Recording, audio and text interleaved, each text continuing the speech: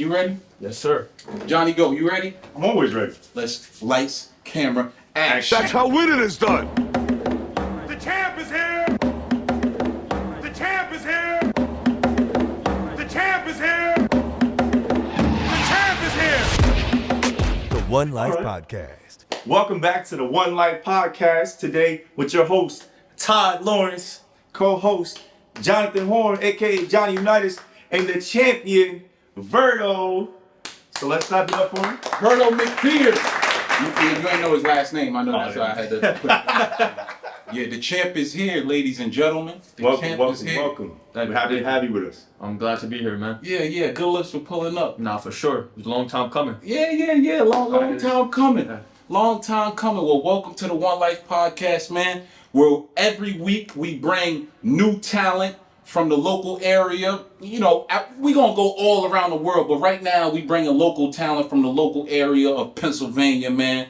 And we had some cats from New York City come on too as well. But yeah, like tell the people a little bit about yourself, Verdo, man. Like, you know, where you from, where you grew up and stuff like that. You know what I mean? We'll get into how you started boxing and stuff like that. Well, I'm from Bronx, New York, so I'm one of those people from New York. Boogie down Bronx. Nah, I mess with Pennsylvania heavy though. I ain't throwing shade, but I just had to, you know. But I ain't from Pennsylvania, nigga. I'm just saying. I'm born here. I'm from New Jersey, man. Yeah. Yeah. Talk your shit though, Ken. Come on. I'm 21 years old. I've been boxing for about 3.5 years now, since I was 18, like a couple months into being 18 years old.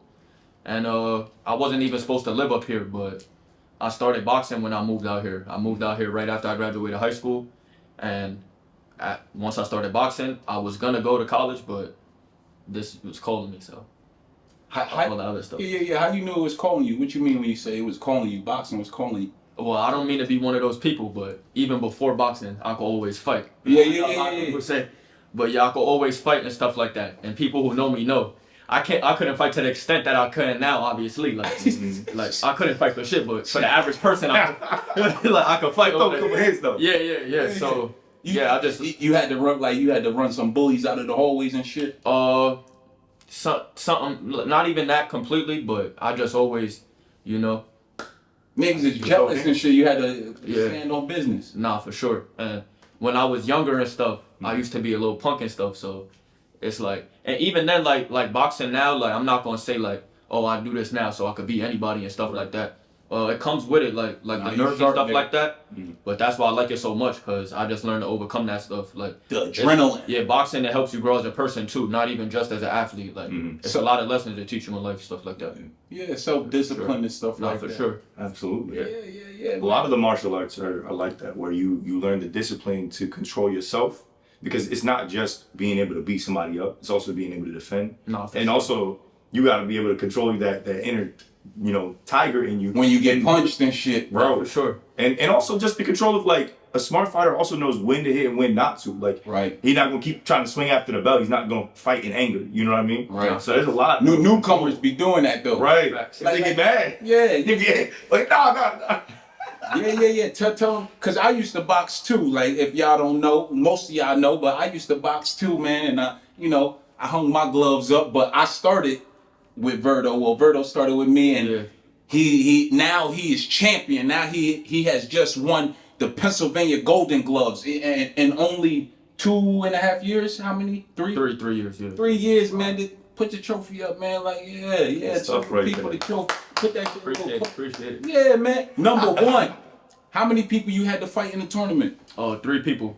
3 people. Yeah, Okay. They was from Philly and Allentown. Talk about it. Like that. Golden Gloves tournament 2024. So from the first round through the finals? Sure. Yeah. What was your experience like? All right, well, it was 7 people in the whole tournament. Okay. And out of all the 7, I was ranked 5th. So they was already I was already like the underdog or whatever. Because before the tournament, I wouldn't say, like, obviously I developed into a better fighter, but even before that and stuff like that, I wasn't always this good and stuff. I lost a few fights that I shouldn't have lost. But it just comes through your journey. Nah, for sure. And then I grew as a fighter. Like, I stayed down and I just prevailed, I guess. But yeah, so I was the 5th ranked. I had to beat the first seed in the tournament too to get through that, and then yeah, so I just won the whole thing. Ran through them niggas. Yeah. Bing, bing, bow. I ain't gonna lie, not a single fight was challenging either. Y'all wasn't messing with the champ, man. Y'all wasn't messing with my man. His jab, put your arm out. Show the people. Look how long the reach on. That's what I'm saying. Yeah, put it out. Man, that nigga pop you in your shit. Stop you in your shit, man. Yeah. So now that you won that tournament, what's next for you in boxing? Well, I'm an open class fighter now. Okay. So that means I have more than 10 fights. So I'm going on a 3-minute rounds, and my goal, I'm going to small goals at a time, but the next big goal, well, it's not like the final destination, but the next thing I'm looking forward to is winning nationals. Okay. So in order to do that, I gotta compete in these tournaments and get invited down there. And then I'm fighting against people from different states like that. It's not just Pennsylvania or Eastern Pennsylvania. I'm fighting the whole. So that's my next goal. 2025 national champion. Mark my words. He called What weight class? 156. 2025. He coming for y'all asses. For sure. Yeah, I couldn't do boxing, man. Yes, yeah. Nah, Talk about why not? Wait. Here's the thing, I'm right? gonna ask you too. Yeah. Here's the thing. Like I know myself. I know the kind of person I am. I like the idea of discipline and practice. I never seen Johnny get upset, man. I mean, you don't really need to get upset though. No, yeah, I know. Yeah, I'm a chill. But what he's saying, he's it sounds like he's getting to some upset shit. It's not that I would get upset. I'm not the kind of person that would fight in anger. But I think the problem is that I just don't like getting hit, and I'm not gonna put myself in a position voluntarily because what they tell you to do to not get hit in boxing. Yeah. But also, no, what they tell you. I'm saying. You asked. Yeah. Also, Keep moving. I'm like 195 right now. That's all them heavyweights, bro. Them dudes mad brolic. Yeah. And I'm long and lean, bro. They got dudes that's 5'7", 200 pounds, just mad diesel. I'm not trying to fight some wanna be Mike Tyson dude hitting me in the ribs mad hard. Like, nah, I'm a pass. Yeah. I'm gonna go read books in my house. Yeah, all my sparring sessions was pretty heavy. He told me about my man Horse over here. Oh yeah. Shout out Horse, man. I don't even think he boxes anymore, but it was this dude named Horse, man. And in my boxing days, I boxed for 4 years. You know what I'm saying? I didn't tell people, but for 4 years I boxed. You know what I'm saying? And I just hung my gloves up. But when I was boxing, I boxed this dude named Horse, man. And Horse, he hit me. He was like your weight, bro. That dude, that's the Horse hit me the hardest. That was one of the persons that hit me the hardest throughout my 4 years of boxing. And I didn't get knocked out or nothing, but I felt that shit. It felt like a horseshoe hit my fucking face, man. Yeah. Mm-hmm. But pass on that. Unless you have those experiences, and I'll live vicariously. Hey, listen. Put it like this. You know, boxing. I love boxing, and it's very fun and exciting. And here's the thing with boxing though, and with any sport you do, you must stay committed and you must have your heart in it. You know what I'm saying? To win it. You know what I'm saying? Verdo just went through the Golden Glove. He was fighting for his life. Right. Fighting for his life, and he came out on top. Mm-hmm. You know what I'm saying? That's how you want to come out. You know what I'm saying? On top, man. And you know what you just made me think about?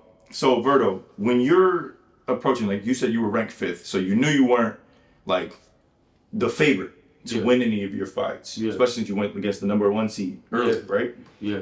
What do you do mentally? Like, does that being the underdog like motivate you, or do you like just lock in, and be like, I'm gonna show them what I could do? Like, what's going through your head? I'm gonna show you how great I am. Yeah. Show the people, man. Ali, man. Nah, but really, like it's regardless of what you think, like you could tell yourself anything, you always gonna feel those nerves no matter what, even when you expected to win, right? Because when you're the underdog, it's like that, and like nobody think I'm gonna win, like, and you were nervous about that, like, oh, this guy I'm fighting, they think he's better than me, right? But even when you're not the underdog, it's like, damn, like if I lose this, I'm gonna look like, damn, like who am I, like, stuff like that. So, I can't lose.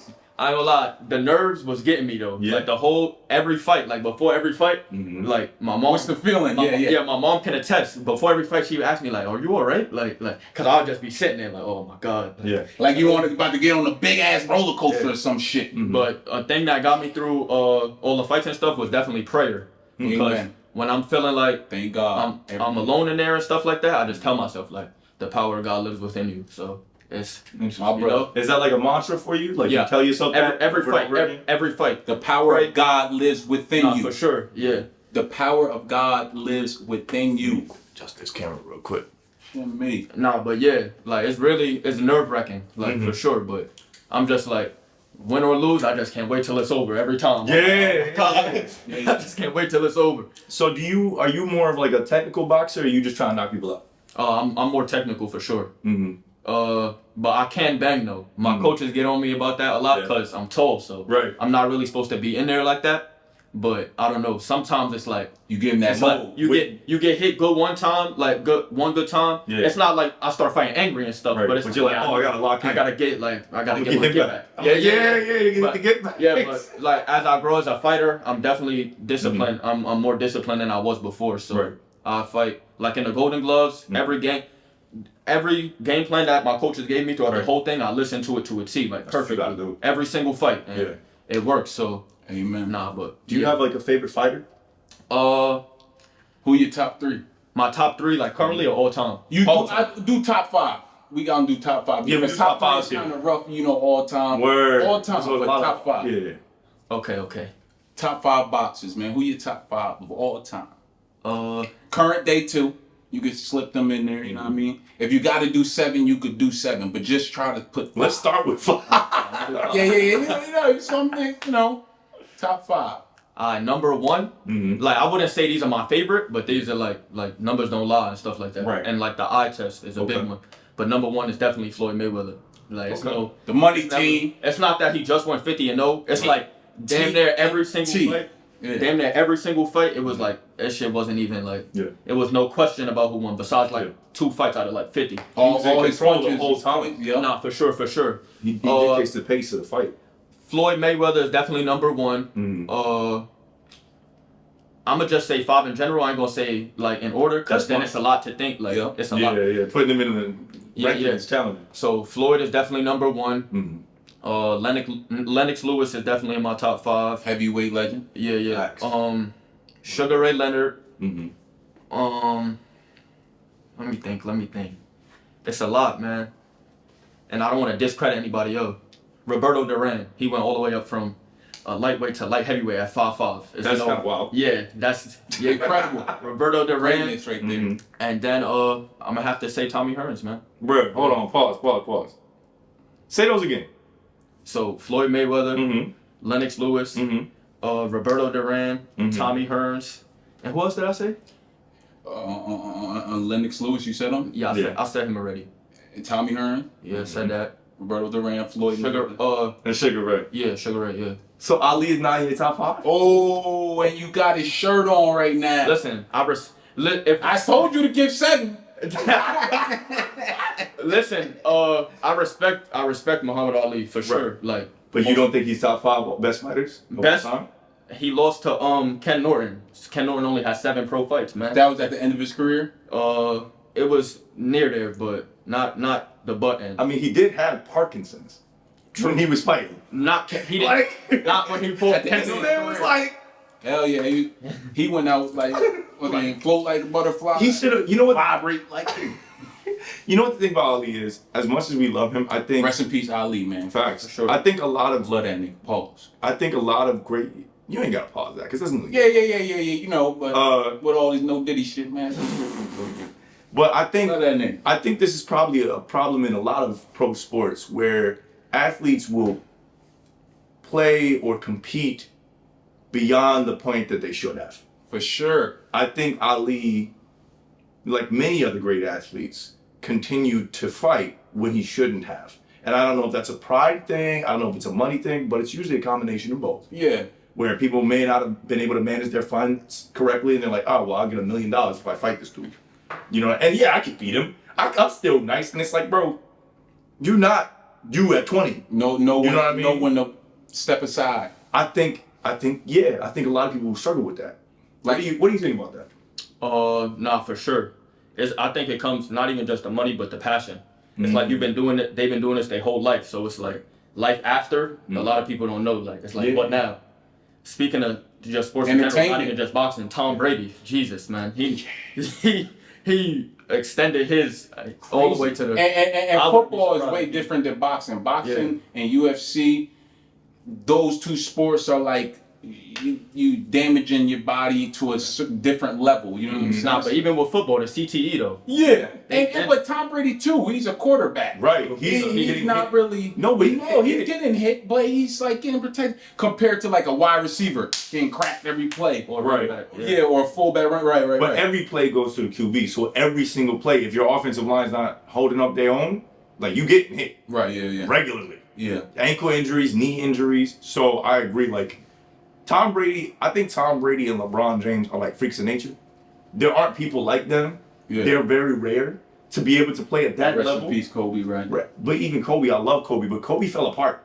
What is ACL? With so many injuries, like finger injuries, wrist injuries, like toward the end of his career, Kobe was great for like 13 years. The last, I would say 15 years. The last like 5 years of his career, he was falling apart. Right. You know what I mean? We love him and respect him because he'd have these random games where he dropped 40. But even Kobe said, like, I'm not who I was. Right. You know what I mean? And yeah, we got a 60 piece out of him in the last game, but the man shot like 60 shots. Right. You know what I mean? Like, you don't normally get 60 shots. You know, to be as good as Tom Brady was at the end of his career, as good as LeBron James is right, like in the playoffs again. Right.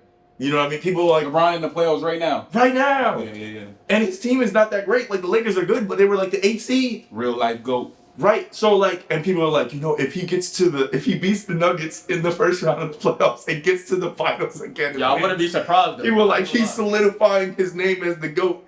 And then people still gonna be like, well, he only got 5 rings. Jordan got 6 and never lost.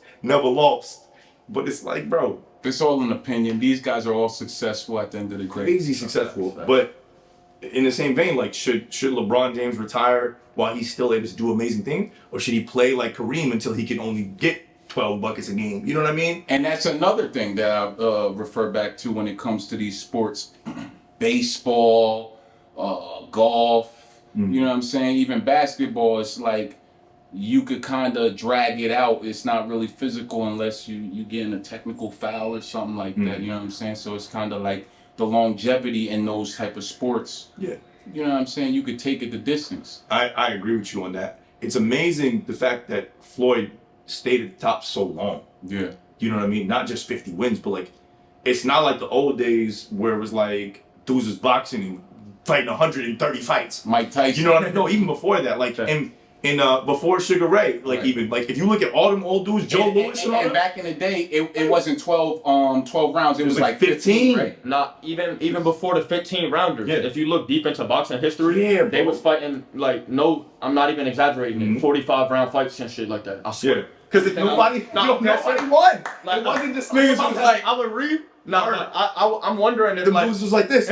I'm wondering if it really happened or if it's like that somebody lost count. Not even just that, but you see how the old heads always exaggerated. Oh, back in my heyday, you know, it used to be way more. Yeah, back in my day, yeah. They would just fight until somebody. So they would fight until somebody gave up. Yeah, that was the problem. Until them niggas died, man. Something mad. And I think boxing. When I say 45 round fights and stuff like that, I think I'm being generous. Right. There was actually like them dudes was so tough. Yeah, that's ridiculous. They'd be like, I'm not done yet. Man's whole face is sideways, bro. And it's not like now where they can put like stuff on your face and like tape up your eye and all. Hey, bro. Dude was just out here like one eye just, I'm not done yet. You can't see, bro. I'm still standing. Like, bro, calm down. Calm down. It's over. Nah. And then he wins. Somehow he gets like one lucky punch.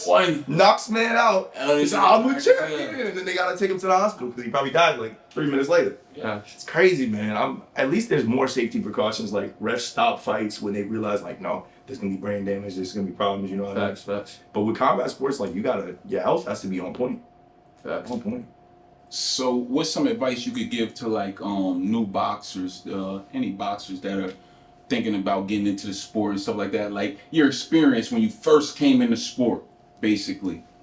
What I would say is focus on the fundamentals first. A lot of people try to get caught up in, I want to spar immediately, like 2 months in and stuff like that. Like, you could forget about all that for now. Like, that's gonna come eventually, but the best way to go about it is building a solid foundation first, for sure. And when you say building a solid foundation, what you mean by that? Like in boxing, your feet definitely come first. A lot of people are so caught up in, oh my God, they're like this punch. Yeah, but you gotta like nobody knows that everything starts from your feet. So you can throw whatever punch you want, but if you can't set it up, like it's no point. Yeah. Facts. What was that first sparring session you had like what was that feeling of being in there the first time with somebody that like actually was like I'll give you an example, like when I first went in there with somebody, it was like that KO dude from like I think he was from East Stroudsburg or something, and like I felt the punch and I was like, oh, and everybody was around the ring and nigga, I got fucking sweat, nigga. Oh, your energy just drains so fast. But what was your experience like? What like my first sparring session feeling? In general, or like with the first the toughest guy? Like the toughest guy. Like your first, because you know when you get in there and you up against somebody you could toss around. It's not this. You don't get that feeling. Well, Well, I did some in-house sparring first, like against guys like VJ and stuff like that. So that was like, but still we teammates, so we ain't gonna kill each other. But shout out that nigga VJ, man. I ain't gonna lie, I'm not trying to big up myself or anything like that, but the first tough opponent I actually sparred, the second time I sparred him, I knocked him out. I think you was there. Oh yeah.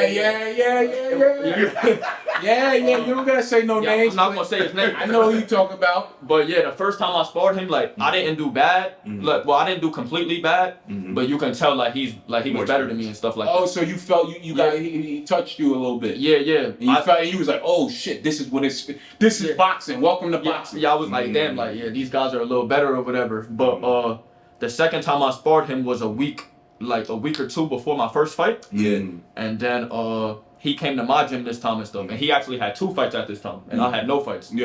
And then we were sparring for a little bit, and then what happened. And then what'd you catch him with? It was a right hand. Yeah, boom. And then he fell or whatever, like on his knee or whatever, and then he got up, and he was like, oh, he hit me in the back of the head, like trying to line, like he tried to claim it. So nobody said nothing or whatever. He called his bluff. Yeah. So nobody said nothing or whatever. Knockout, nigga. He left, and then I finished sparring with another guy who was there, Jawanda. I finished sparring with him or whatever. And then when he left, like the whole gym and stuff, everybody was like, nah, like that nigga was not. The funniest shit, but VJ was like, yo, he went to sleep and woke up lying. I'm like, I'll never forget that. I was like, nah, that's for sure. Nah, but yeah, that was a good one though. That's when I was really like, oh yeah, I'm ready for this. Like, I'm ready. That's awesome, man. It's kind of cool when you find like your passion, like what you want to do. What do you think? What do you think you want to do with all that you've learned? You know, like how do you think that's going to contribute to your life going forward? You know, like the great Kobe Bryant himself said, the greatest act a human can do is inspire. Because at that point, you're not only, doing good for yourself, but thousands, millions, however many people you're affecting. Even if you could just affect one person, right? You made a change on the earth, because when you inspire somebody, it's like, I don't know, it's bigger than yourself. I don't know how to like put it into words, but you said it right there. So that's one of the things I love to do the most is inspire people. Like when people tell me now, like that's the best compliment somebody could give me now. When they be like, yo, bro, you so motivational. Like you inspire me so much. Like I'm proud. Like when people say that, that's that feeling. Yeah, I'm like, yo, I'm not doing the champ is here. Like you're a wise young man. The champ is here. I told you, this is my nigga. This is like my brother, man, from another, man. Nah, but yeah, it definitely reaffirms me. It's like, cause with the boxing stuff, like it's ups and downs and stuff like that. It's not all like championships and stuff like that. Like it's losses, wins, and it's like sometimes it's like, damn, like is this even worth it? But then like somebody will tell you like, yo, bro, like you think about your career, your journey. Nah, for sure. So and Conor McGregor, another fighter, he said it. I forgot the exact words he said, but it was like your lack of commitment is an insult to the people who believe in you. Right. Oh, that's so. Yeah. So I listened to that and I was like, yo, like, cause at first I was bullshitting. Like before boxing, I used to play basketball and stuff, and I would wake up like, I would get like a teammate or whatever, like, or not a teammate, but somebody I would want to like who also liked basketball. Yeah. Yeah, and I would tell them like we would tell each other like, yo, 5 in the morning we gonna go behind the building, do this before school. Right. So I would wake up 5 in the morning, right? I'll call the nigga, he not answering. I'm like, yo, this nigga sleep.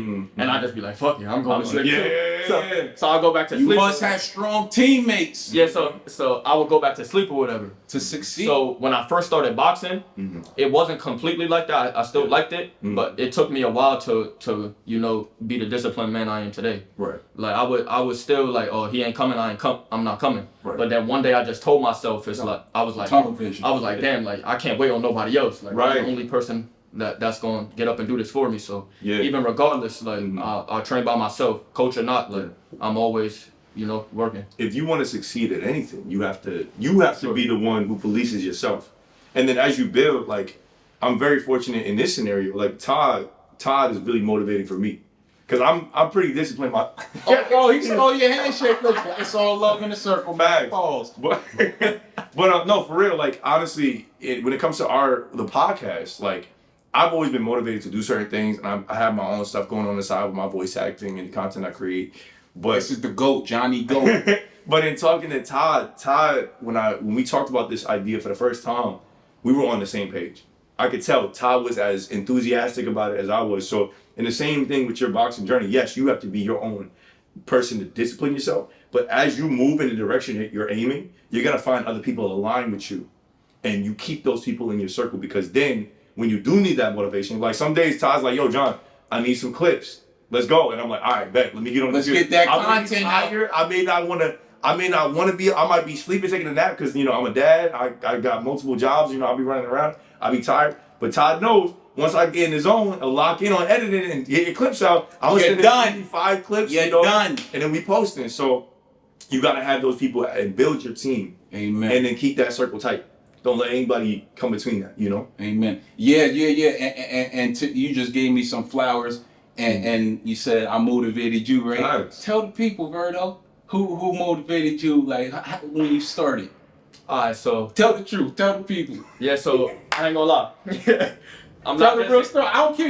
Listen, no. I'm not just saying this because he's here. So I will come in the gym and train by myself sometimes, and I will see Todd, Cause we talk about motivation and giving the people motivation. So he would be coming in when I was leaving, and I would see him and stuff. But one day I actually decided to go up to him, and I was like, "Yo, how many miles a day you run?" And then he told me or whatever. And then he told me his routine and stuff, and he was like, "Yo, you should actually come with the trainers and stuff." Because when I first started, I was just by myself and stuff like that. Right. So I came with the trainers and stuff. That's where I met my coach now, Jesse. Appreciate him. But yeah, so shout out Coach Jesse, man. Sure. So I came with the trainers and stuff, and then I would train and stuff. And I remember I was working the morning shift at my job at this time, and Todd was working the night shift. And I asked him, I was like, "Yo, so how you be training and stuff like that?" And then you was like, "Oh, when I get off of work at 5 in the morning, I just go straight to the gym." Yeah, like, oh, and it wasn't like it's a regular job either. Like it was a warehouse, hard labor. So that's what me and Todd. Oh yeah, he told me. Yeah. We was all But yeah, so he told me, he was like, yeah, physical labor for 12 hours. We was all in the warehouse together, y'all. So he was like, after work, right after work, 5 a.m. because our gym open at straight. Yeah. I was like, damn, bro, you strong. And then that's when I knew. I was like, I bet. So and he turned up. Yeah, I was like, he said, how many miles you run? Okay. I said 4. He started doing 6. Nah, for sure. Yeah. Yo, and when I used to spar Verdo, bro, he got some sharp ass punches, man. Yeah, you think he looks skinny and slim, bro? When, like I said about Horse, you got a strong punch. I know when you jab niggas, they think twice. Like, hold up, I gotta get around under this guy. It's different now too, cause I'm getting sharper and sharper. Yeah, that was. And in your weight class, you probably have a size advantage too. Nah, height wise, 99% of the time, yeah, because you could honestly, I would imagine you'd be able to hit a lot of dudes and dodge they punch at the same time. Flipping and catching them. For sure. Mm-hmm. Yeah, are you more of a counter puncher? It depends what I need to do. I don't limit myself to one fighting style. I guess you could say I'm a boxer puncher. That means you can do anything Terrence Crawford type stuff. Okay. I'm not, you don't really limit him to that's what I try to flexible to be. Yeah. Whatever I gotta do, I could do it. You gotta be adaptable. Back to what I said before, my coaches be getting on me and stuff. They oh, you too tall for that. But sometimes you throwing and Yeah, sometimes you throw it and the guy is just relentless, like, you know, and then you forced. Right. It's like, no, you can't back up. Like, you're forced to sit in there. Yeah. And then shout out to my teammate Kareem too, cause he like 190 pounds, 200 Shout pounds. out Kareem. Yeah, I'll be in there brawling with him. Yeah. So I feel like that made me durable. Oh, like, so it's like these guys that big strong dudes yeah. will put a hurting on you too. Yeah, he got like a 40-pound advantage on me. So so when I'm sparring these guys that's like 150 pounds, like my weight and stuff, it's You like, nah. Yeah. You can't touch me. I'll be like, yeah, he hit way harder than Float that. like a butterfly. Nah, for sure. Sting like a bee. For sure. That's awesome. What has been your toughest like challenge so far through your journey in boxing?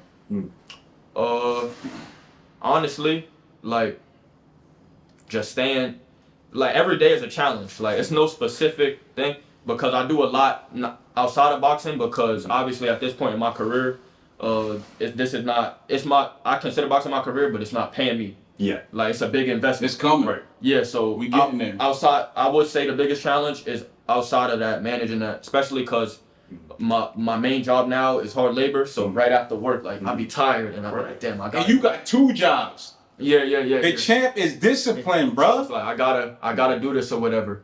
So yeah, definitely balancing outside of Future's here. well, I wouldn't say balancing because my schedule is very consistent, but I don't know, I'll be drained and I'll be having to push through that. Yeah. But yeah, I definitely for a while I've been sticking to that though. So yeah, it's becoming second nature. Cool. So I got a question for you. Outside of boxing, what are some things that you do to unwind and like clear your head? That's the thing. Like I don't mean to sound cliche either. Oh, sorry. I don't really do it like for real. Like I barely do anything. Like I'm just straight working boxing. Like I gotta go and I'm just locked in. Amen. I'm trying to think of like I don't know. I just do like regular stuff, nothing spectacular. Like I don't know. I just chill, like watch TV. Get some pussy. Ty, you might be one of the horniest people I have. There's a room with just dudes in here, and all he's like, Nah, yeah, bro, cause it's real. This is bro talk, man. What else you gonna be doing? You ain't jerking up. You chat. Getting pussy. Hey, but look, the real question behind getting pussy, right? When it comes to boxing, you know, it's that myth saying like, you know, don't have sex like, you know, a few days before your fight. Tell the world, is that true or what's your opinion on that, man? Well, I don't think it's true, but you know, I feel like on fight day, like I try to mentally lock in, and it's hard to do that when you're thinking about the what ifs. So it's like me, I train consistently 100% of the time. Right. So I'm never wondering, oh, what if I didn't work hard enough? That's out of my worry. Yep. Yeah. But I don't want to have to wonder, like, damn, like I just had sex. Like, Yeah. what if this is burning me out? Like, I don't like. Yeah. Like, Anxiety. so I don't even chance it. Like, Right. I ain't gonna lie. My coach tell me to do 2 weeks. I just do 1 week. Like, Okay, yeah. I do like 1 week before the or that Sunday. I mean, like, a couple days, like, but the whole week of, like, I abstain from it. Yeah. Cameras rolling. Rolling. We back after that quick commercial break. Brought to you by Gatorade. No, I'm just playing. Brought to you by. Welcome back to the One Life Podcast, episode 8, man. Here with the champ, VERDO McTEER, just won the Golden Gloves Tournament of Pennsylvania 2024. We got him live in center right now, man. yes, You sir. know what I'm saying? In the flesh. But yeah, back to our conversation, what we were saying and stuff like that. You know what? Mix it up. You going to the fight this weekend? Oh, to see yeah. Real Devin Haney and Ryan Garcia. Ooh. Give your opinion on that fight, man.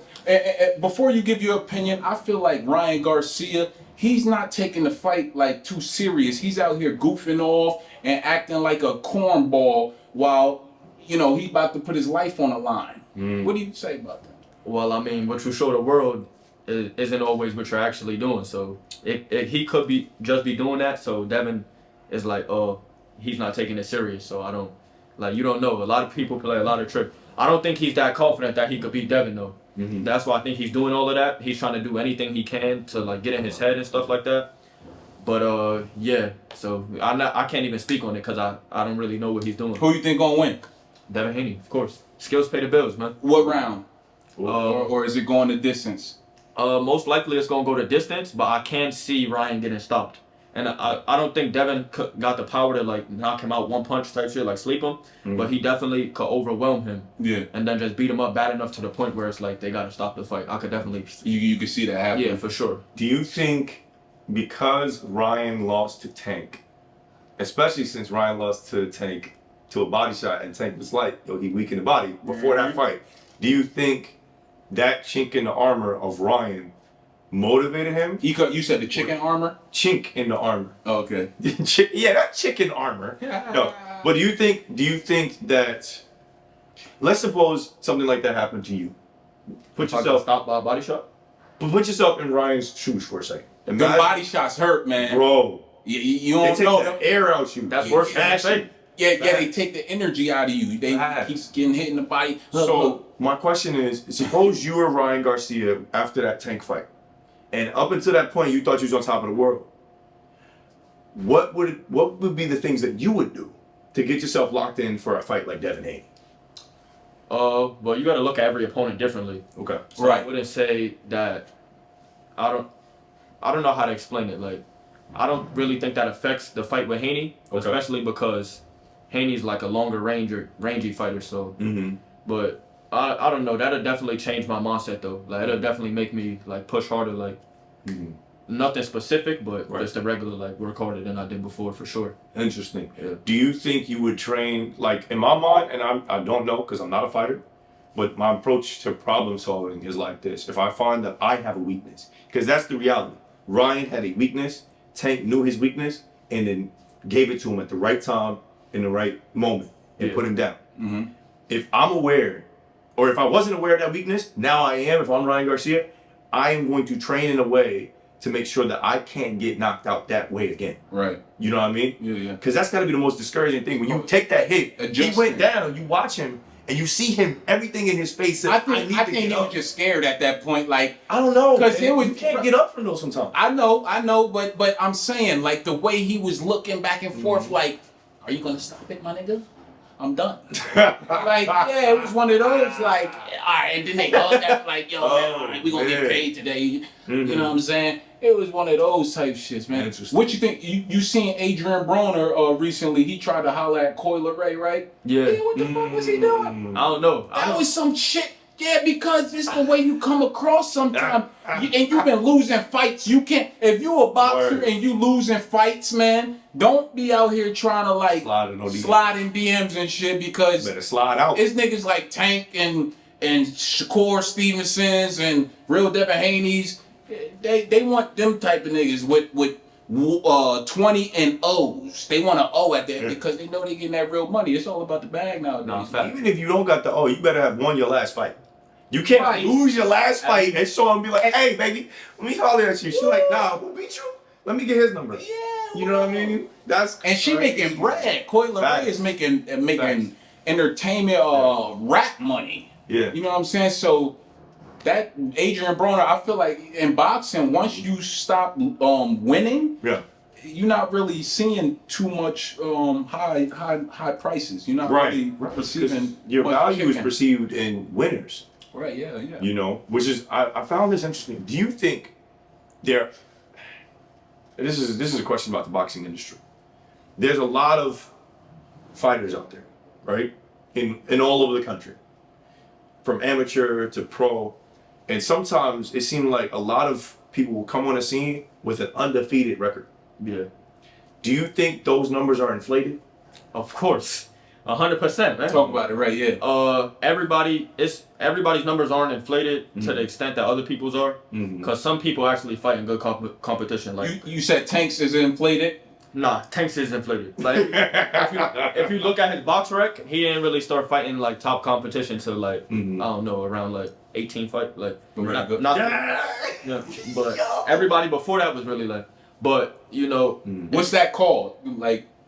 Up in the record, what do they call it? You just beating up tomato cans. There you go. Beating up tomato cans. That's makes sense. But to pump your record. That's people that aren't on your level. Yeah. You're fighting down because you know you get the easy W. Yeah, and it's just it's to build the fighter. Right. Like, cause I don't agree with it, but I don't also don't not agree with it because it is a smart tactic. Right. Because at first, why would you take the toughest fights and risk, like, you never know what can happen, losing and stuff like that, and you're not making the highest amount you can make. Right. You want to build a name first, build your social media status, and then when undefeated fighter fight undefeated fighter, and y'all both got some, a name, and then that's when you can make the most money. It's all about the bread. Nah, for sure. Yeah, because if you, like you just said, if bro shows up and he's like 13-7, everybody be like, this man lost 7 times. So who? Yeah. But it's like he could be a better fighter. It's even worse than that. They be You know what I fighting mean? fighters with no wins. Like it be Oh my God. it be records like guys is like 0-25 and shit. I swear to God. Why would you not? I'm sorry. If you like lose 25 times at anything, bro, and I'm not like, and you trying to make it a career, you probably need to pivot. At that point, Probably those need guys to. aren't trying to be prize fighters though. Those guys are just doing it They're- to get by day to day. Like, oh, I could take this a little Right. They get it. Right. Yeah, I'm gonna They're risk my literally life just for a to couple make of it. dollars. Yeah. No, not me. Some people are like that. Nah. I guess, if they realize, okay, well, I'm not a great fighter, but I bet you sometimes they're better than their opponent, but they're paid to take the L too. What do you think? You seen that recent thing, just to connect with what you just said, that dude in the NBA, he just got who was betting on his own games. yeah, he just got eliminated from what's his name, Porter? Yeah, something Yeah, for that. but he looked. Here's my opinion on that situation. The dude that got eliminated, exiled from the NBA for like cheating on his bets and stuff like that, bro.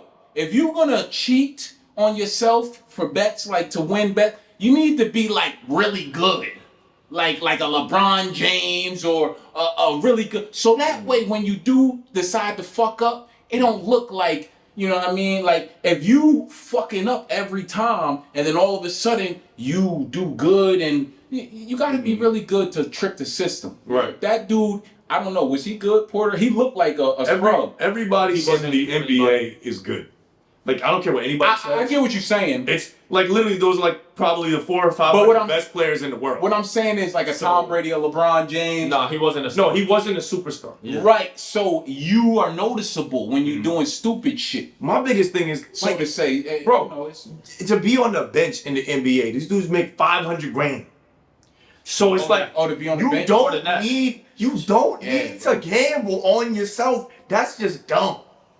That's just dumb. Like, I don't care what are you doing? Like, put 50 grand on me to make 20 tonight, bro, and my last shot gonna be a 3. It's like, bro, what are you talking about? You don't need that. You make $500,000, live on $300,000, invest $200,000. Well, probably not because you got taxes and stuff, but you know what I mean? Like, you can live below $500,000 easily, Right. and invest for your family. So the idea of, I want to gamble my entire family's future money on whether I make 19 points and get 3 rebounds. Yeah. Like, bro, come on, I don't care. It's dumb. It's scrub. It's chump change. Right.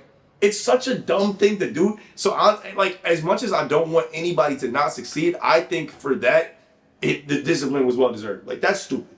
You don't deserve to be in the NBA if you're gonna do dumb stuff like that. You're messing up your own team. All the people on your team that's expecting to win and wants a certain consistency out of you. Your coaches are paying you. Your team. Yo, you just dumb, bro. Mm-hmm. That's the exact type of opposite person you need to be in life. Absolutely. You know? So when you make it real big in your career, right, with this One Life, you know what I'm saying? You're on the One Life podcast right now. When you make it big in your career, right, which is it's coming. What are the top, like your first top 3, top 5 biggest purchases that you want to make? Like that, you know what I mean? Like, yo, when I get my bread, when I get that bag, I'm going to get this and this and this and this. And I'm gonna shit on it. Nah, you know. But what's those top 3, top 5 things you want? See, the funny thing about it, right, is I was thinking to myself, like, yo, my first $20 million fight, like, what am I buying and stuff like that. Right. But honestly, like, I'm $20 million. Yeah, it get like that once you up there. God willing, man. It's gonna come. You got it. Something I like about myself is that I wasn't even. Obviously, I'm gonna get everything that comes with the. I'm gonna take all the fruits of my labor, like everything like that, like all the exotic stuff. Yeah, you ain't gonna be on that But J. Cole shit. the first thing I'm gonna handle is taking care of the people I love, man. Go ahead. Take care of the people you Nah, love. yeah, that's the first thing I'm gonna do. Like, everybody's straight. Like, Okay. I do that. Like, once I even get word of the contract, I'm walking in my mom's job. I'm like, kid, we out of here. Quit. That's the first. Amen. That's Mom the- Duke's on the list first. That's the first thing I'm gonna do. Amen. Handle it. I'm gonna just handle my stuff, man. Like, that's really the reason why I want to make it. Like, obviously all the other stuff is nice, like the lifestyle that not everybody gets to live, but that's the biggest thing. Like I want to take care of everybody, my loved. So what you gonna do? Like buy a house for your mom? She's never working again. Okay. Definitely gonna get a house. By that time, hopefully. Where at? Wherever she want to move. She don't. She my mom live in New York right now, but she don't. I don't know. She just like it out there. So I don't know. But she told me she'd probably move to Jersey or something like that. But like not regular Jersey, like up in up where the mansions. Yeah. So $1 million home in Jersey. Facts. The champ is here. Facts. But yeah, just tire my mom really. Get some ice. Yeah. But some what kind of car you want to get? My dream car is a Urus. Urus, yeah, Lamborghini Urus. Yeah, I want that shit too. Yeah. That's the. I'm definitely. I don't know. Like if I'm playing with like. The money I do get to play with, because I am obviously going like invest and stuff like that. Top notch. Yeah, I'm probably gonna get the big house, the everything that come with it, the cars, the jewelry, whole team, iced out. Like, okay. Sure. So here's a good question, right? Out of all the boxers currently in the sport, if you got to choose somebody that you got to get in the ring with, who would it be? Like just out of experience, like. One day, you know what I'm saying? Once you up there in the pros, who is somebody that you would love to share the ring with? Like, I do think about that sometimes actually. I just look at the guys at my weight, like the younger guys, because if I could look at the guys at my weight, but if they're already pushing like 30 something plus, then it's like, that could be. Yeah, by the time I get to that level, they're gone. So definitely, I'll be thinking, I'll be like, damn, I'm gonna really have to fight Boots one day. Okay. And that nigga, he's not. Boots and his Boots. Yeah, he's not a game. He's tough. So it's like, damn, I'm really. He from Philly, right? Boots. Yeah. Yeah, that's the main one I be thinking though. I'll be like, damn, I'm really gonna have to fight this nigga. Yeah. This shit gonna be real though. Got you. Hell yeah. Yeah, man. Well, shit, man. What, you got any more questions for the champ? I think. How about this? One more. How many miles do you run a day? So before I used to do the regular miles and stuff like that, like the 6 mile and stuff like that. But then I realized that's not the most efficient way to train for the amateurs. Okay. And for the amateurs, it's more like a sprint, not a marathon. And the pros, it's like 8 rounds, 10, 12 rounds. Right. And the amateurs, the most important thing for your conditioning is more than the miles. I do stuff like interval runs and sprints and stuff like that. Right. That's way more important because when Give you that. Go ahead. Yeah. And it's a pro style and it's an amateur style. Pro style, you're more poised, relaxed because you go over the course of 12 rounds. You can fully exert yourself. Right. Amateur, you only got 3 rounds, so you gotta win that. Yeah. Every round you gotta let your hands go and stuff like that. So because you trying to win like off the numbers. Yeah. Okay. So you don't got time to just sit there Wait. So I don't even run a specific number of miles. I just do interval runs and stuff like that and sprint. That's more important than 3 mile time or a 6 mile time. When it comes to amateur boxing. Yeah. How do you transition from amateur to pro? Well, I can't say yet. I'm still an amateur, but Like I'm sure there's like steps in the goal. Oh, you talking about like training wise or just in general? So I would assume you have to qualify for a professional fight. Okay. What are the qualifications? I see what you mean now. Yeah. So you can actually turn pro whenever you want. Like you right now, if you wanted to turn pro. Like that's the thing, right? So I want them to do 0-25. Yeah. Yo, let me get 2,500 to fight. Bro. So certain guys do that, and that's how they end up like that. You might be high. That's how they end up like with the 0 and 25. Cause they're like, I'm fighting only short dudes. I'm gonna cut 30 pounds so I can fight below my weight. Let me fight some dude, but I'm still have to fight this dude because I cut 30 pounds. I'm like 165 still. Yeah. Nah, but so anybody could turn pro when they want.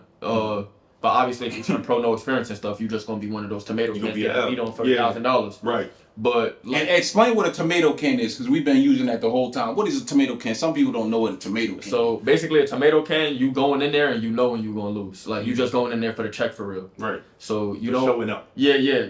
That's how a lot of guys build their resume. So you basically commit suicide. You know what I'm saying? Yeah, you just going in there for the check and stuff like that. Yeah. But yeah, so me right now, if I wanted to turn pro right now, I could technically, but I'm not gonna do that yet because amateur you could take like wins and losses. It don't matter. Amateur, that's just not part of your pro record. Yeah, that's just for experience. Right. You want to get as much experience in the amateurs as possible, so you can see every style of fighter and stuff like that. Right.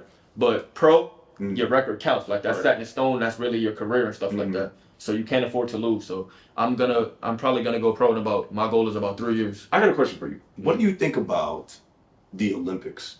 Like, you know how like some professional boxers, they end up like they basically they train for the Olympics to get some of the best competition in the world. Yeah. And then they become pro. Because then they have a name and they have experience and they're an elite athlete. Have you ever thought about pursuing that route? He definitely, yeah. So the thing is, right? Boxing is actually getting taken out of the Olympics. Really? Yeah. Oh, for real? Yeah, 2024 is the last year I didn't know that. because of corruption. Like, people were paying judges and stuff like that. That's crazy. Like, there's a couple times the United States should have won gold, but they actually lost due to corruption. The last time they won gold was 2004, and Andre Ward. Wow. So yeah, corruption and stuff like that. Like a lot of like even on the lower scale, like not just as big as the Olympics, but even on the mass scale, it's a lot of corruption and stuff like that. Wow. And I got robbed before, so you know. Wow. Yeah. How'd that happen when you got robbed? A couple times I felt like I should have won, and I didn't. But you know, that's how the game goes. So the thing is now that I'm learning as I develop and stuff like that is you can't let it be close. Yeah. Especially going to somebody else's backyard. If you even like make it seem like, oh, that could have went this guy's way or something that could have went this guy, they're gonna be like, yeah, so it's over. So you gotta go in there and either stop him or completely dominate. Right. So that's why I'm catching on to that mindset now. So That makes me think, like, you ever get into a fight where, like, say somebody hits you and they hurt you, but you in your head, you know you hurt, but psychologically you can't let it show that it hurts you, because then they're going Poker face. right. Yeah. Does that ever happen to you? So I never, like, I got a standing 8 count before. Okay. Which is if you get hit like a certain and the hit looks good, the ref will like count to 8, make sure you're good and stuff like that. Right. But I was never necessarily hurt. Okay. Like I've been hurt from like punches more that I didn't get a standing 8 count from than the ones that I did. Yeah. So I this one guy and he wasn't even that skilled. Like but you could tell like he was like Aki and shit. yeah, so I would say he's the hardest hit I ever faced. Like he hit me twice, and I actually won this fight unanimously too. Wow! But he hit me twice, and I was dizzy. Like but I just kept my composure. I don't even remember the round, but that's how hard. CTE, man. Nah, but yeah. So he hit me like it was like one was an overhand right and one was a left on 2 separate occasions, and I felt it like. But I wasn't like, damn, like I need to get away from that. But I was like, damn, what the like, I was like, but I wasn't really, I never really been hurt like in a fight. Yeah. So interesting. Not yet at least. Tom, you ever get hurt besides horse? Hell yeah.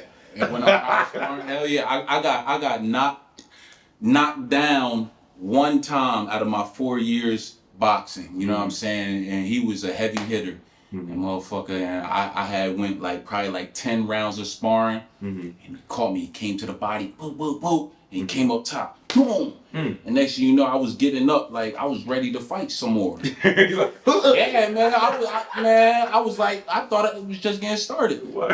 And they pulled me out. He said, "Come on, live to fight another day." I said, "I'm all right." Yo, you ever see the fights where it's like a fighter get like a TKO or whatever or knocked out, and then he start questioning the ref like, "Yo, why you did that?" Like, You was unconscious. Niggas be like, Yeah. But like the dudes that get knocked out, but they still throw punches nowhere down. Yeah. But here's my thing, I got knocked down one time, and that dude had a lot of experience. You know what I'm saying? But also, I had my days in that sparring ring where I was like. You was making some mouths bloody. Yeah. You know what I'm saying? Yeah, because I was. That's some people see that moment. And that's back when you had the braids. Yeah. I had the Deontay Wilders. I thought I was like, bro, I'm gonna tell you the truth. When I first started boxing, I thought it was gonna be like this, bro. I thought I was gonna go in there and be like, bro, I'm gonna crush everybody, like Hulk mode, bro. Right. I was like, nigga, I'm gonna go in there and everybody, bro.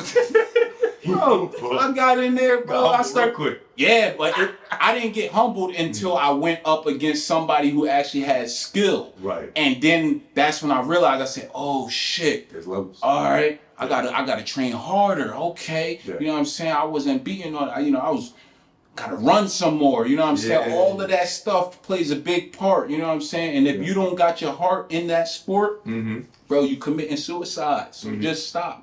You know what I mean? If your heart's not in it, bro, just be in the corner, work the corner. You know what I'm saying? Just fucking entertain, man. Go to switch your lanes. You know what I'm saying? Do you remember one of the first conversations you and I ever had? Because it was about boxing. Yeah, no, tell me about it. So I remember. Yeah, tell me. Tell me Because here's the thing, right? When I met Todd was in boxing mode. Like, he would be like, in between where we talked about this a little bit, he would be like doing push-ups in between throwing boxes. Like, this dude was just constantly, and I was like, yo, what's good with you? You know, we had a nice, first time we ever really chopped it up, because they sent me over there to talk to him about something. They're like, make sure Todd's doing whatever. And I'm like, this dude, he just in his trailer doing his thing. So we was talking for a minute, because I like to avoid work when I could at the time, because I didn't like that job. And I was like, yo, what's good with you? And he's like, yeah, I'm in boxing. And I was like, well, you're going to be a heavyweight, right? And he was like, yeah. Angry mode. Word. Always. And I was like, in my mind, this is before Deontay Wilder fought Tyson Fury. So, like, to me, he was like the most dangerous man on the planet. And I'm like, I know. To this day. Right. So I'm like, yo, Todd, and I can see his, no, he don't. I can see that influence in the way you were approaching everything. And I was like, yo, you might have to fight that dude one day. Like, if you get nice at this. And he was like, yeah. And I was like, yo, this man is crazy. He's outside of his mind.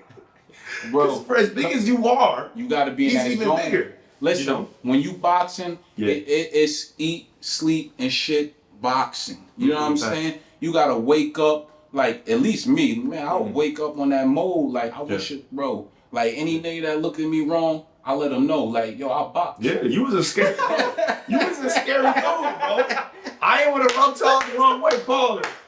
But I was like, yo, this dude, it's crazy. Bro, anytime I went out to the clubs when I was boxing, like, I felt like I was holding down the whole team. You know what I'm saying? Yeah, bro, I'm telling you, like, I was like, yo, something on the phone. Yeah. Let these hands fly.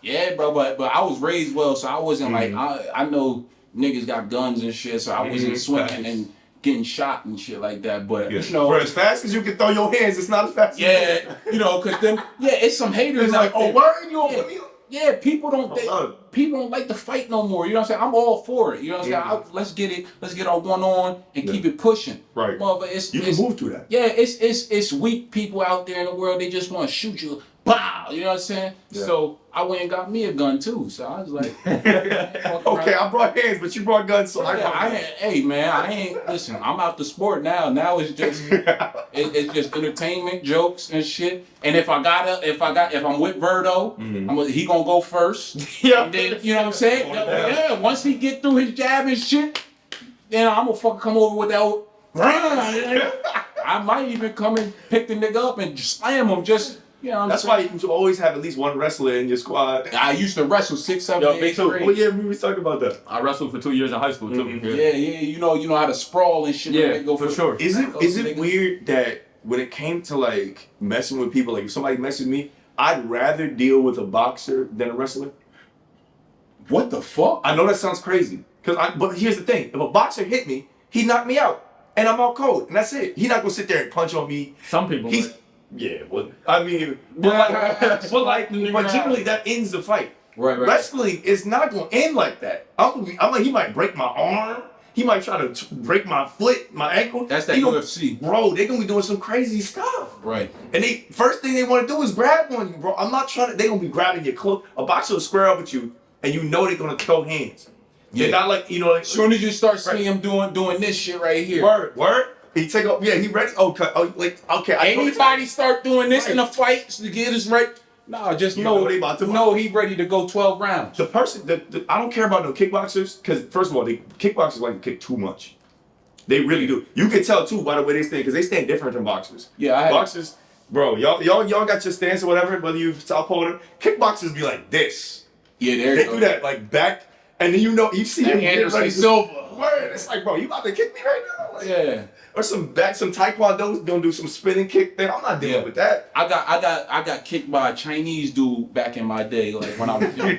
Yeah, bro. I you know, back in the day when we niggas used to do body shots, you know what I'm saying? Like right before, let's do body shots. Come on. I thought I was going, you know, I kinda tried to bully this kid. Not bully him, but I picked him out of the bunch, you know what I'm saying? I'm like, this my opportunity to show the world what I'm made of.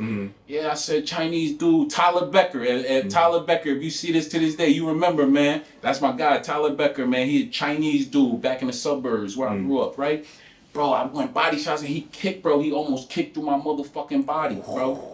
Yeah, bro, I lost the wind and everything. I took a knee. Michael Johnson. Yeah, I said, hold up, man. What is you doing? I said, this is body shots. He said, yeah, that's how. That's a shot to the body. I said, oh hell no. I said, hold up, we gonna regroup. We gonna get back to this tomorrow. Or man. think about this. I gotta get a different strategy for your taekwondo ass, man. What the fuck? Karate, black belt. Yeah, I can't fuck with them niggas. Interesting. Oh man. Hey, what do you guys think about like entertainers, people that are in that realm of? There you go. Jake Paul. Well, not Jake Paul. Jake Paul is about money. Everything he does is about money. I'm talking about people like Jet Li, Michael Jai White, like guys who are in the combat entertainment industry. You know what I mean? Where they have experience. Do you think that's a good transition for like athletes to go in after they finish their career from being in a combat sport to being in, because like the experience allows them to do that? What do you think? Me preferably, I wouldn't do anything like that. I can't speak for them, but what I would do is work somebody's corner. Like after boxing, that's one of my goals, that I want to train a world champion. Hopefully, like if I have kids by that time and stuff like that, I want my son to be a world champion. But you know, whoever's you want your kids to box? For sure. Wow, interesting. They don't have to, but you know, that would be nice. Yeah. But regardless, I just want to train a world champion. So even after you make it as a millionaire and a very successful boxer, professional boxer, you still want your kids to box? Nah, for sure. Got you. If that's what they want to do, that's the question. I'm not gonna force it. Yeah, like so. When it comes to parenting, considering that I'm the only parent here, like kids, like you didn't inherit your parents' passions. You know what I mean? Yeah. So I get putting your child in a program for them to learn discipline and things like that. But from what I've seen, at least through history of sports, it's very rare for a parent to have a passion and to be elite at that, and then their child also have that passion, because they have different experiences. Even though they may have the similar genetic makeup. Like, for example, me, the financial situation my parents were in, and the way that I grew up, gave me a different type of hunger than the hunger that my father has for certain things. Right. And the same thing, like the situation I'm setting up for my daughter, she shouldn't have the same struggles and same challenges, because I've learned from the things that my parents did. So when it comes to lay the foundation. Right. So when it comes to a champion of a sport, there's always a reason why someone is a champion. And it's not because someone just laid the groundwork for them. There's always a hunger inside that person. Right. And that hunger doesn't come fire, that desire. Right. That hunger comes from a need. You know what I mean? Yep. Like right now, you're not where you want to be. Yeah. And you see boxing as the way to get to where you are. Sure. Like when Todd and I first talked, that was his way. He's like, I'm gonna get my mom a crib. I'm gonna take care of my family. That hunger there, different routes though, motivated you. Mission's the same. And even though Todd's not in boxing now, it's that same drive is what makes this podcast happen. Amen. And what makes all the other things that we're working on happen with the training and everything. And that hunger is what drives you to want to be not just PA state champion, but national champion. Go from national champion to world champion, right? If you become that and your financial situation changes, your next generation will have an easy life. Easy life does not create the hunger necessary to be a champion. There you go. I see what you mean. You know what I mean? So even though you may have that desire, the person who you might teach to have that desire might be from the trenches, because they have a reason to get out of the trenches. Your family will have no reason to do that. And you wouldn't. I get training your kids for the sense of protecting them, and they can have the confidence and discipline. But the idea of like, I want you to be world champion, why? Why would they need to be world champion when their finances and their needs are met? Right. They don't need to be hungry. They can help people. You know what I mean? Yeah. Because you put them in a position. Yeah. So that's the part that's the part of your legacy I think you want to transmit to your kid. Like, this is why I did all this. Yeah. So that we would be in a position to take care of our people. Got you. Yeah. You know, what are your thoughts on that? You know, I actually know somebody, right? Like one of my favorite, I ain't gonna say favorite, cause I got a couple teammates and stuff like that, but his name is Danny. He's a 16-year-old kid. It's nothing special about him, I would say. Shout out Danny, man. So the thing I admire about him the most is that he doesn't have to, right? Like, he doesn't have to do any of this stuff. His family, well, they're good and stuff. Like, they're a middle-class family. Like, regardless of what happens, he'll be good for life. Right. But Well, why you say that? Because he's rich? I ain't gonna say he's well off. He's well off. Like, regardless, they got a wealthy family. Yeah, regardless, they got him. But the thing I respect about him the most is that even though that's true, he still shows up relentless. Like, he shows up more than the people who are in a similar situation to myself. Yeah, he got that passion. Yeah, just like, again, Kobe Bryant. His dad was already in the NBA, and he became the greatest of all time. He still had that. Kobe. Yeah, so I guess it is situational, but for the most part, I do agree with you though. Like, it does take a certain amount to be, that hunger. Yeah, for sure. To dig deep, and once you get hit real hard, and you about to get knocked out, and you get knocked out to come back to the gym again. Yeah, that hunger got to be there. That fire inside. But yeah, I guess it just depends on the personnel though. Some people, have a reason. And since we talking about kids and stuff, you know what I'm saying, when we have kids, this is like I guess this is like a popular question. It's been a popular topic. I'm gonna whoop my kids' ass, man, when I have kids. And I don't say that in a harmful way, but I say that in a way so that way, you gotta put your kid in line, so that way when you guys go out to public areas, they not trying to stun on you and embarrass you in front of the world. Yeah. You know what I'm saying? What is y'all opinion on whooping your kids' ass? Again, as the only dad here, I think it really depends on the child. Yeah. I have never had to hit my child. Yeah. But my daughter is like, and this is not me bragging, but it is me bragging, my daughter's like the sweetest little girl in the world. Right. I could look at her. Because the way you raised her? I think it's a combination of both. Amen. Like, I think her mother and I are doing a good job. Amen. So I'm gonna pat myself on the back, and I'm gonna pat her on the back. She's doing a good job. Sky's mom, thank you for being the mom. Shout out to all the great mothers out there, man. Keep doing a great job. But also, as you mentioned earlier, and this is something that I've kind of cultivated, you said you've never seen me upset or angry. Yeah. And there's a reason. He getting there, right? He thinking about deep shit. Like, there's a reason why I'm like that. Yeah. I've worked composure. I've worked very hard to be that way. It's like we mentioned earlier, prayer. I pray a lot. I study and read a lot, and I've learned balance over time how to manage. And I didn't come naturally because I was an angry little boy. But I learned. You was an angry kid when I was very young. Yeah. You was bad. No, I wasn't bad. But you ever got suspended from school? No. I know you didn't. I was a detention. Did you have a detention? Nope. Give it up for Johnny Goat, man. That's why I got you on the team, man. I was a good kid, but I could get angry instantly. Yeah. Not everybody could make me angry, but the people that had the ability to make me angry, it went from 0 to 100. Like I would yell so loud, everybody like 2 blocks away could hear me. Like I would. One time I'm not gonna talk about that, but no. You punched a hole in the wall. No, I did that shit. I did. I had to patch it up. I fixed it. I did. I definitely was like a danger to be around when I was angry because I would lash out, and hit people for no reason. I would attack people for no reason. Like just like literally, it seemed like nothing happened, and then something in my mind flipped, and I was just like violent. Yeah.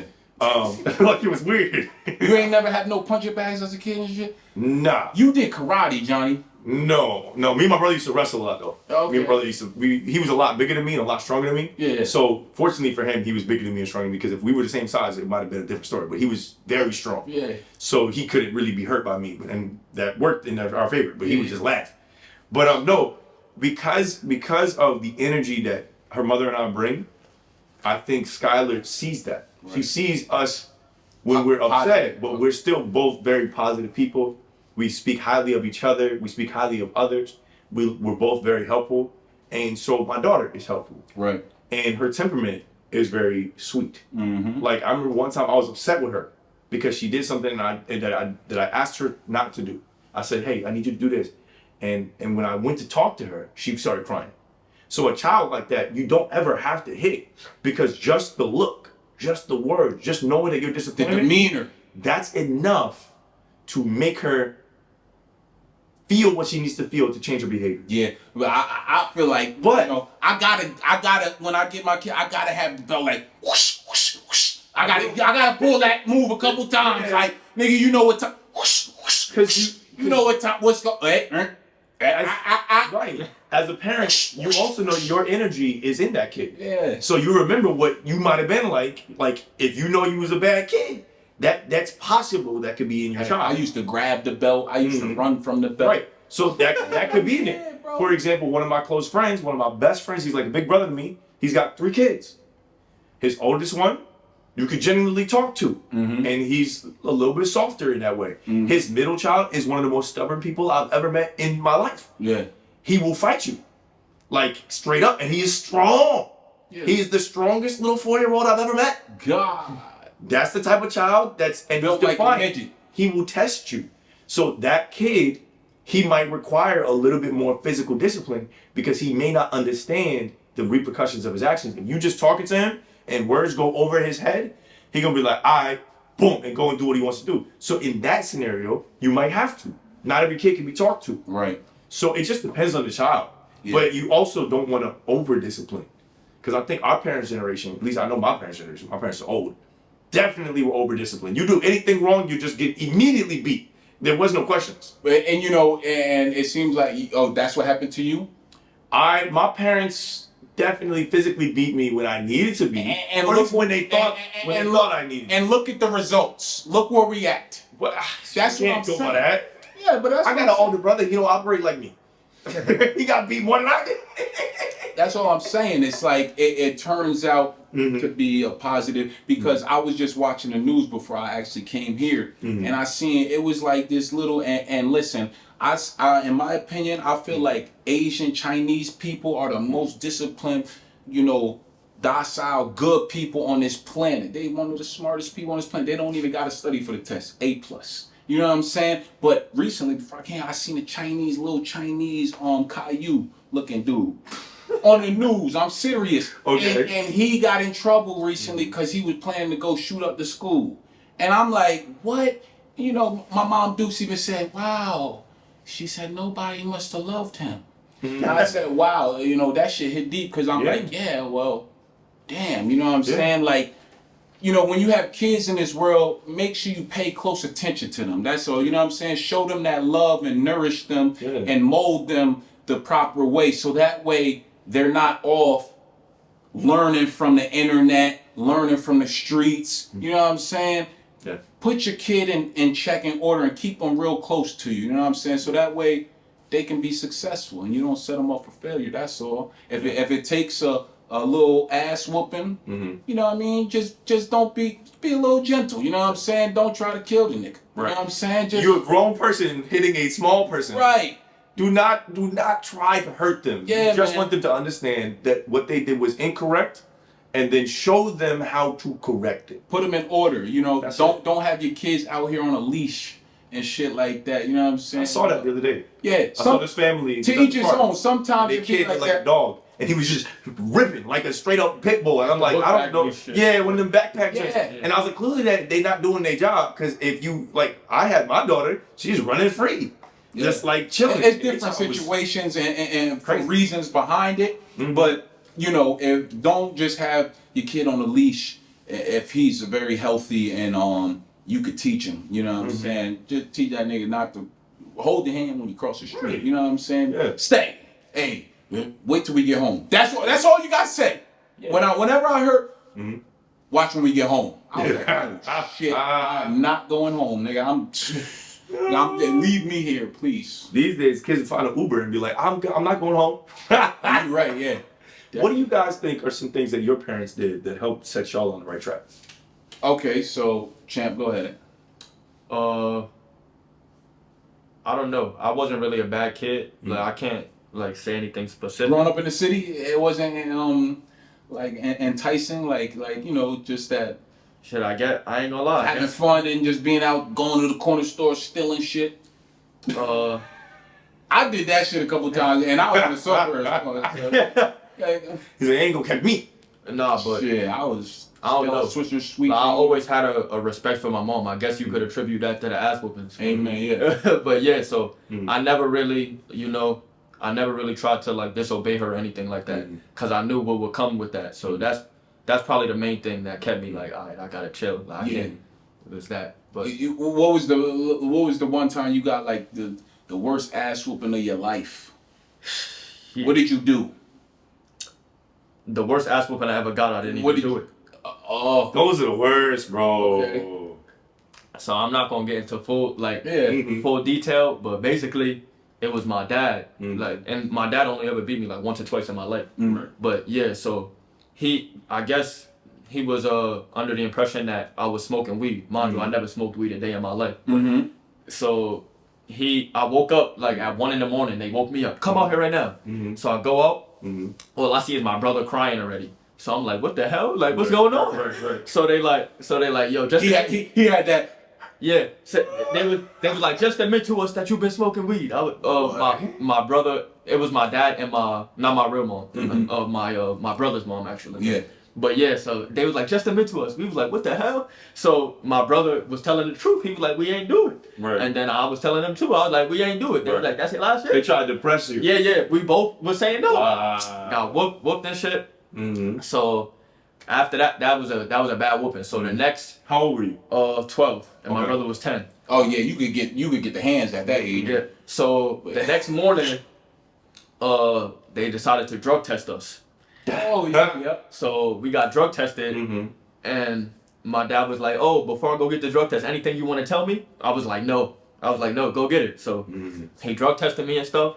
Shit came out negative. Yep. And my dad, he apologized and stuff. That's beat first, ask questions later. Yep. Yeah. I don't know if that's good parenting though.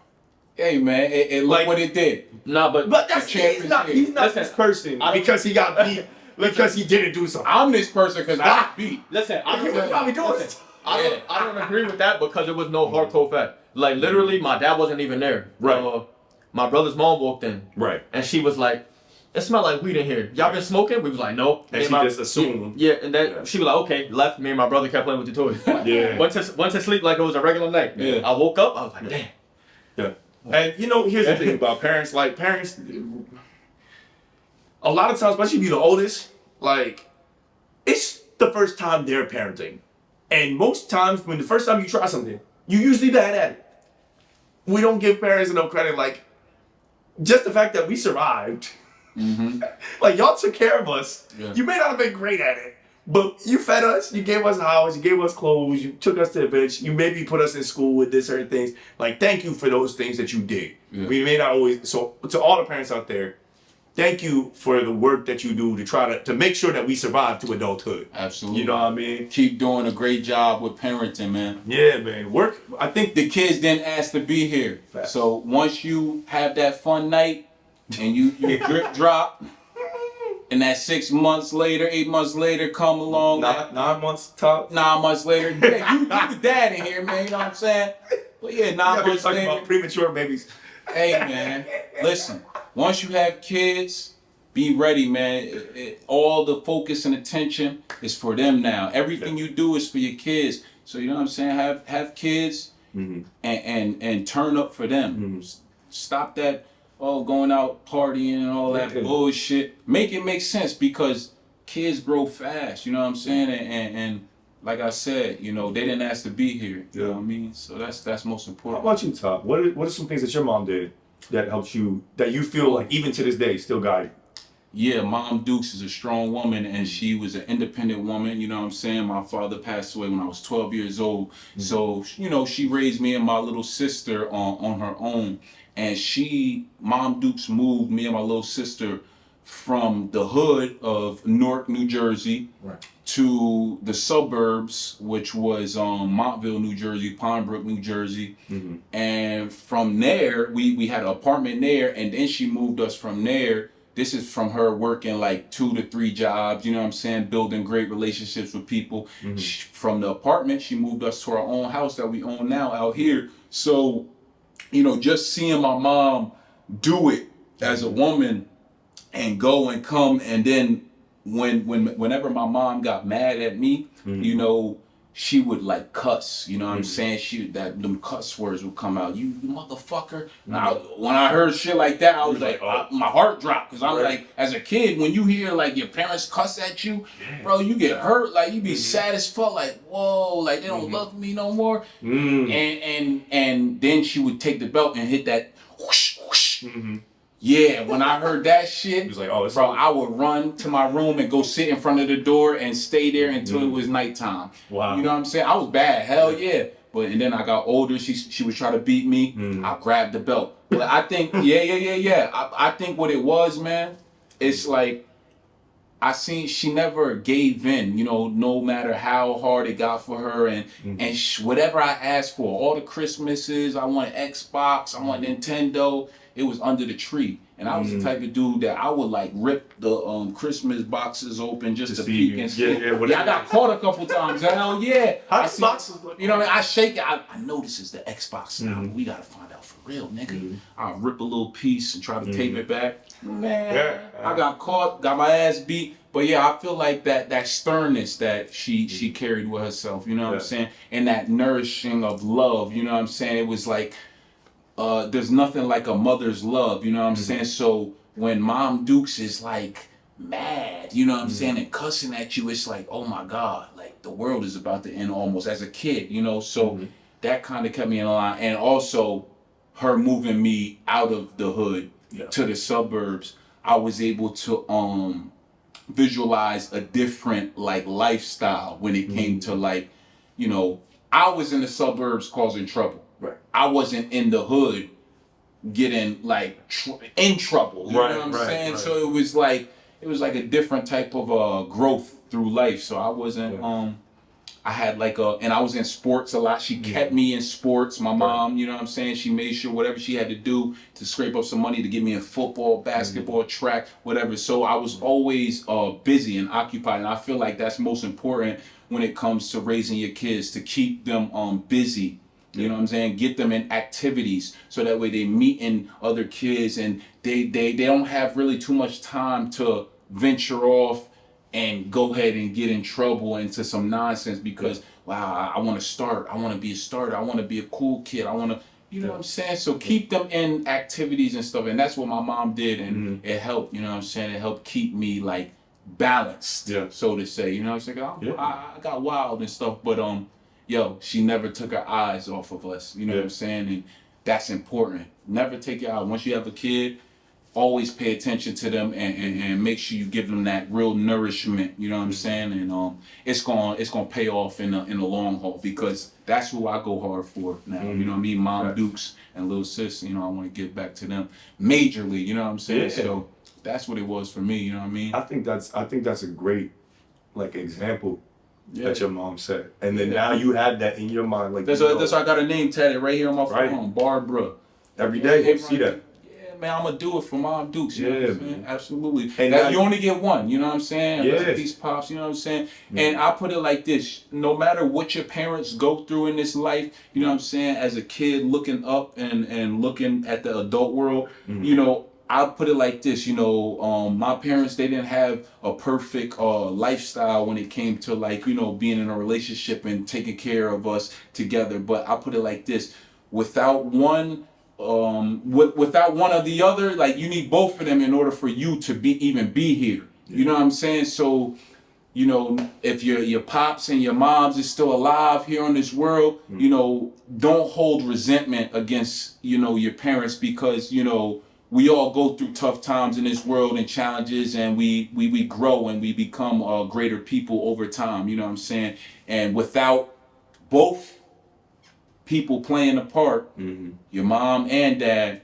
it would be no you. So I thank God every day for, you know, the both of them and thankful that they connected and made like handsome young man right here. You know what I'm saying? Yeah, man. Yeah, I think when it comes to me, I think that my parents.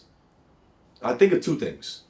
I think one, my mother's ability to see good in people. I've always admired that about her. And so she always had a variety of friends that was from different backgrounds and everything like that. So that enables me to have the same thing. Like Not all my friends are like Todd. Most of my friends look different from me, act different from me, have different interests. But because I was raised by a person who values the differences and always expressed appreciation, that's something I value. And then my father, he has very strong convictions. You know what I mean? Like when he really believes in something, he works toward that, works for it. Right. And I think that I kind of carried through. And those two combined with like the ability to choose, like teaching your kids, and this is something I try to teach my daughter from even at 4, like that she has choices that she can make. Because a lot of parents, they don't want their kid to mess up. Right. They're so afraid of their kid making the same mistakes that they did that they try to dictate the path that their child takes. And I agree with putting your kid in activities and making sure that they get to learn the discipline stuff, but they'd be like, I want my kid to learn karate because I used to get beat up in school. Oh, I want my kid to be in soccer because I want him to be a good soccer player. I want my kid to do this and that. I want my kid to play an instrument because I never played an instrument. You better practice your instrument. They're not allowing that kid to choose. Build their own character. Right. So then what happens is when that child is presented with the opportunity to choose, they don't know how to. Right. Because all those decisions were made before them. My parents dignified me with certain things, with certain choices. If I wanted to do an activity, they let me choose. They said, hey, these are the options. Do what you would like to do. And if something was outside the realm of what was possible, they'd be like, all right, well, we can't afford this right now. Right. Or, which is a very hard conversation to have. With a kid, yeah. Right? But they would be honest with me about that. Yeah. And so that taught me like, okay, I got to be honest with people when I'm dealing with them. And I got to be it. And now as a dad, like I've let my daughter choose as many things as she could choose within her ability level. I'm like, hey, Sky, do you want to do this? Do you want to do that? And she'll tell me, oh, Daddy, I want to do this. Now she knows that the entire world, she can, as she goes through life, she can make choices. Right. You choose who you want to be with. You choose who you're going to partner with. You choose the friends they're not made just because you're in school with them. And as we get older, having that ability, that some people call it agency. Yeah. That's one of the most important things in your life. Like knowing that I choose my future. I choose my destiny. Right. Yeah. So the moral to the story, man, make sure whatever you're doing with this one life that you got to live, you building your character, you building yourself up to be a great person, to be able to give back and take care of one day your children, you know what I'm saying? And be a great person to your family, man. That's what, especially if you a dude, you know what I'm saying? You want to build your character, man, learn and become that great man, you know what I'm saying? And take care of your family. Absolutely. And listen, what is some advice, you know what I'm saying, that you could give to the world when it comes to chasing your dreams? Because that's what we doing right now, all three of us right now, we chasing our dreams. So from the champ, what is some great advice you could give to somebody out there chasing their dreams right now? Regardless of the trials that you face and the failures and stuff like that, just stay consistent, because if you keep going, eventually some point you're going to succeed. It sounds cliche, but sometimes all it takes is that one big break. So you could quit today and you don't even know tomorrow, especially in like the content creator realm and stuff like that. That could have been the day, but yeah, for sure, like take your failures with a grain of salt, and don't even consider them failures. Consider them lessons, because every time like something doesn't go your way, you can use it to build on that and better yourself. Absolutely. But yeah, just stay consistent, and if you don't quit, one day you're guaranteed to succeed for sure. I appreciate that. Verdo dropping the gems tonight. The champ is here. Yes, sir. Yes, sir. Hey man, show the people like some hand speed or something real quick, like, you know what I'm saying? Show the people some, you know what I mean? Like what yeah. Up. Hey. You need some water? No, I'm sure. That's what I'm talking about. Hey, the champ is here, man. Thank you for coming. VERDO McTEER, episode 8, One Life Podcast. It's a wrap, man. We out of here. Sir. Let's go. The champ is here. Subscribe. Absolutely subscribe.